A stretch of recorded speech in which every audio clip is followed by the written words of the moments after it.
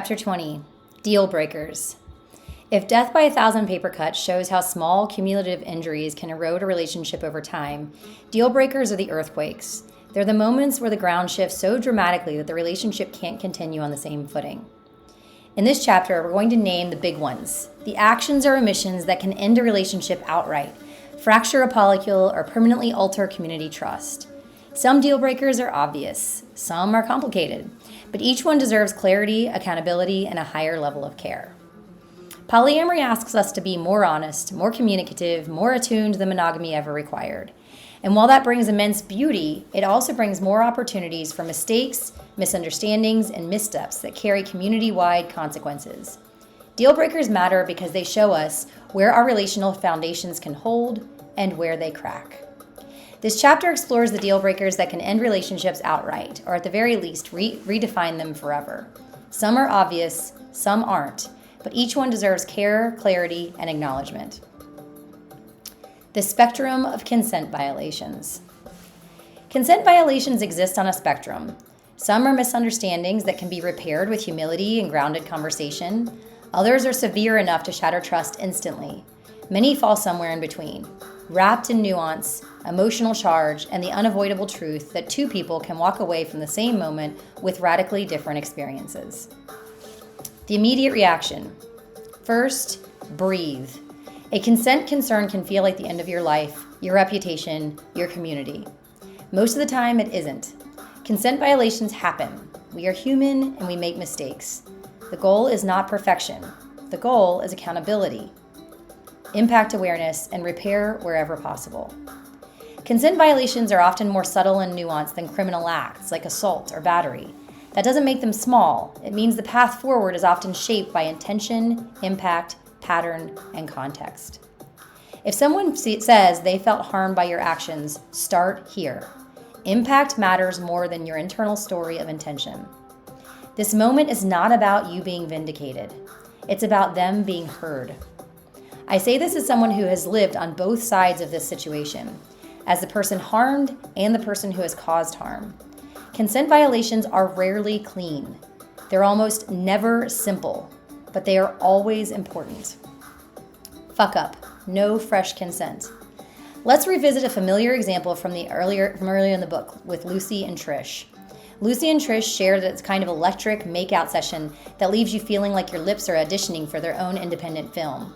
It was mutual, it was hot, it was an enthusiastic yes. Hours later, though, when Trish was deep in a completely different scene with someone completely different, she suddenly felt someone between her legs. It was Lucy. Lucy thought she was rekindling the earlier chemistry. Trish was experiencing a full internal shutdown. Wait, what the fuck? Who? The fact that they'd made out earlier didn't give Lucy an open-ended pass on the entire night. This is where so many consent violations live. The gap between our intention and someone else's experience. Consent is not a relic from earlier in the evening. It's alive, it must be reaffirmed, and it changes with context, mood, partner scene, safety, and timing. Fuck up, the inadvertent brush up. And then there's Shannon. Shannon was at a 400-person retreat, sitting on the floor in front of a cluster of lovers, friends, and deeply affectionate acquaintances. As she leaned back, she absent-mindedly rubbed the legs behind her, a sweet, grounding gesture, until suddenly her hand brushed something unmistakably not a leg. Tristan leaned forward and whispered with quiet composure, "That feels nice. It would have felt even nicer if you asked for my consent." She apologized immediately. He said it was okay. 2 weeks later, she received a message from the organizer. A formal consent violation had been filed. This is where deal breakers become complicated. Not every violation is malicious. Not every violation is obvious, but all of them require attention. Shannon didn't get defensive. She didn't argue. She didn't explain away her intention. Instead, she took a deep breath and she chose humility. She formed an accountability pod. She reached out to anyone she thought might have made uncomfortable in the past. She journaled. She explored her own blind spots, including places where her female-bodied privilege might have led her to touch others casually without realizing the impact. She eventually met with Tristan through a mediator, where she learned something almost comically human. What had upset him most wasn't the accidental genital touch. It was that he thought she rolled her eyes at him during the closing circle, where she wasn't even present. This is not to trivialize the violation. It's to illustrate the messy, layered nature of human misunderstanding, and how repair only becomes possible when defensiveness steps aside. Common perpetrator fuck-ups: defensiveness, minimizing, justifying, avoidance. Defensiveness. That's not what happened. Ignoring feedback, treating discomfort as negotiable instead of data. Minimizing. It was just a mistake. It was nothing. You're overreacting. Avoidance. Disappearing until the dust settles. These reactions are understandable. They are human, but they are repair killers. The most important thing you can offer after a violation, even one you didn't intend, is ownership. See Shannon's response above. Ownership. If you are implicated in a consent violation, take time for self-reflection. Conduct an inventory of your actions and your impact. In Shannon's case, she formed an accountability pod, made a list of other people she might have impacted in similar ways, and reached out to them to own her actions, apologize, and seek understanding. Even when people said that they didn't feel harmed, the practice of responsibility strengthened her consent literacy. The path to repair. Shannon also spent time exploring where gender assumptions and female-bodied privilege may have shaped her casual touch in social space. Eventually, she was invited to mediate with Tristan. They clarified misconceptions and named what each person needed in order to move forward. In the end, Tristan felt comfortable with Shannon rejoining the organization. Learning and growing. Consent violations are significant, but taken individually, they are not necessarily the end of your journey. If you want to build more skill around power dynamics, repair, and ongoing consent education, I recommend Beyond Consent, a program facilitated by Misha Bayruk. The point isn't to brand yourself as bad. It's to become more attuned, more accountable, and more repair capable over time. If you believe you've violated someone's consent, start here. Own it. Acknowledge the harm caused, regardless of how you remember it. Communicate. If it feels safe, speak directly with the person about the impact and repair. Seek mediation. If direct conversation feels unsafe or too charged, involve an organizer or trained mediator. A community response. Repair just isn't about the two people involved. It's in tight-knit, sex-positive communities. How we handle a consent concern becomes part of the culture. It teaches everyone that accountability actually looks like when it's inconvenient, emotional, and real. One of the most meaningful moments in Shannon's journey came later. During mediation, when Tristan shared that his deepest charge wasn't about the accidental touch, it's about what he believed he saw afterwards, an eye roll during closing circle. That detail matters because it shows how easily an incident can become a story and how quickly a story can harden into certainty when people don't have a place to talk it through. If you are the person who feels harmed, you deserve support, safety, and to be taken seriously. You are also allowed to stay open to more information as it becomes available, especially if the other person is showing up with real accountability. Nonviolent communication frames this as a same side of the table approach.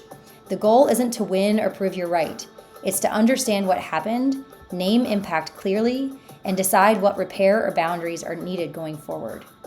If you are the person who caused harm, community trust is rebuilt through behavior, not explanations. Ownership, humility, and follow-through are what make you safer to be around.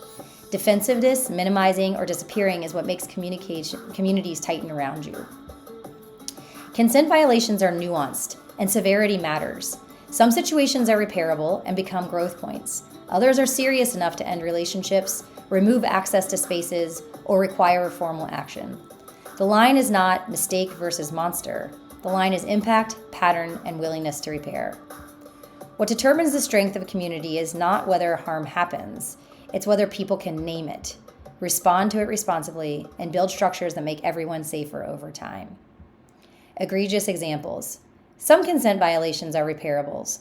Others are not. Here are the ones that break relational scaffolding. Sexual touch without consent. Treat as escalated, often requires mediation, not just a conversation. Unprotected sex without consent. Coercion. Boundary crossing during altered states. Ignoring earlier no's while escalating. And there are the moments where the context turns gray area into a deal breaker. Fuck up.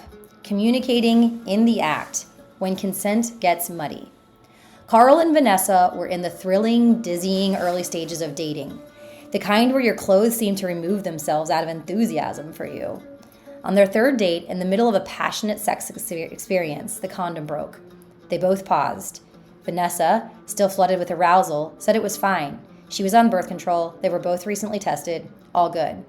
Carl made a split-second decision to continue. Weeks later, he learned the concern had been raised through their shared community, not in a direct conversation. In the moment, Vanessa was genuinely believed that she was consenting. Later, she realized she'd felt pressured by the sexual momentum, the chemistry, the emotions. Carl thought he was doing what she wanted. He thought that she had communicated clearly. Two totally different internal realities, one shared regret. Key takeaway: when in doubt, stop. Take a break. Breathe. Step out of the momentum and reassess. It is much easier to restart with clear consent than to repair after someone later realizes they weren't as okay as they thought they were. Fuck up. Repeated consent violations. The kiss of death. Patterns matter more than incidents.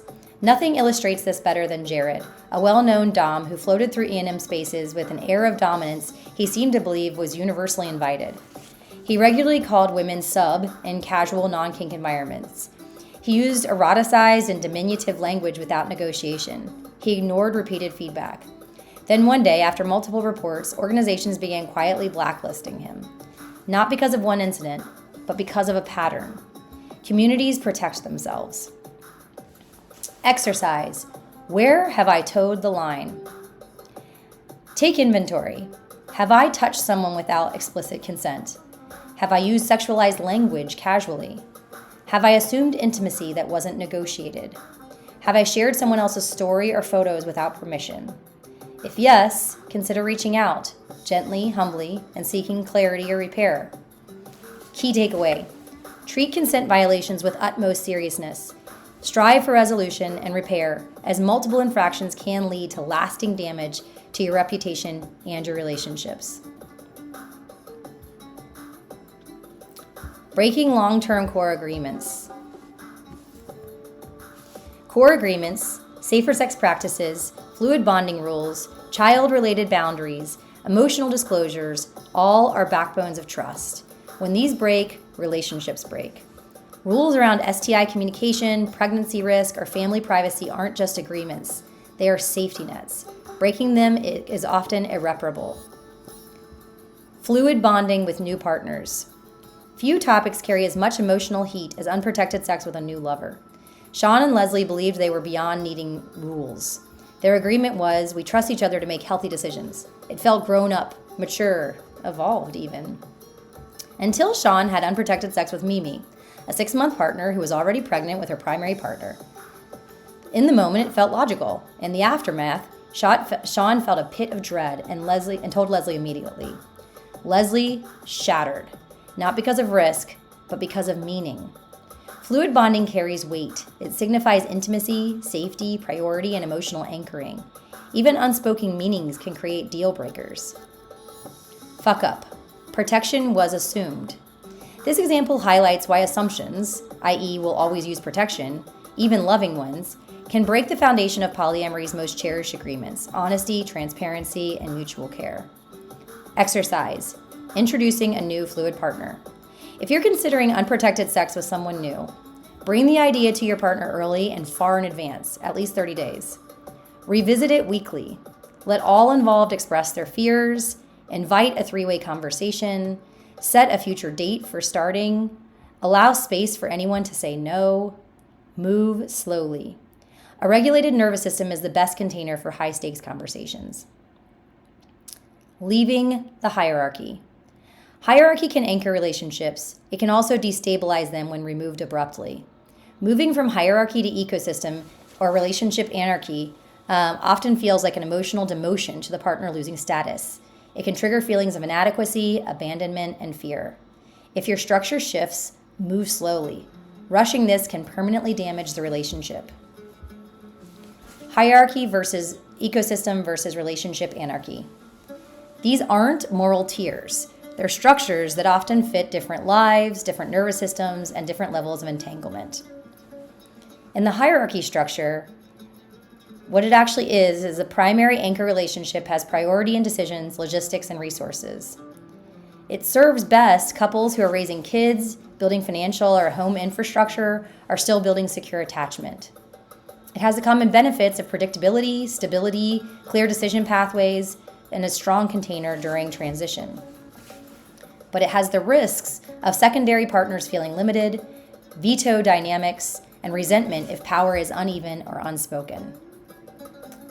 The ecosystem structure is a network approach where each relationship is considered in decisions, but autonomy stays central. It serves best solo poly folks, people with multiple meaningful bonds, polycules with strong communication. It has the benefits of balanced agency, flexibility, shared responsibility, and fewer default privileges, but it carries the risks of decision fatigue, ambiguity if decision rules aren't explicit, and conflict if expectations differ. And finally, the structure of relationship anarchy is rejecting default ranking and prescriptive relationship rules, prioritizing autonomy and consent-based design. This best serves people who strongly resist hierarchy and want relationships defined purely by the individuals involved. It has the benefits of high autonomy, customization, less coercive role pressures. But it carries the risk of feeling destabilizing to highly entangled partners with unclear expectations if not well communicated. The impact of demotion. Shifting from hierarchy to ecosystem or relationship anarchy often feels like a demotion to the partner losing status. If you choose to dismantle hierarchy, move slowly, communicate early, and assume the transition will touch attachment wounds.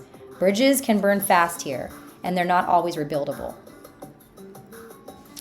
Boundaries with children involved.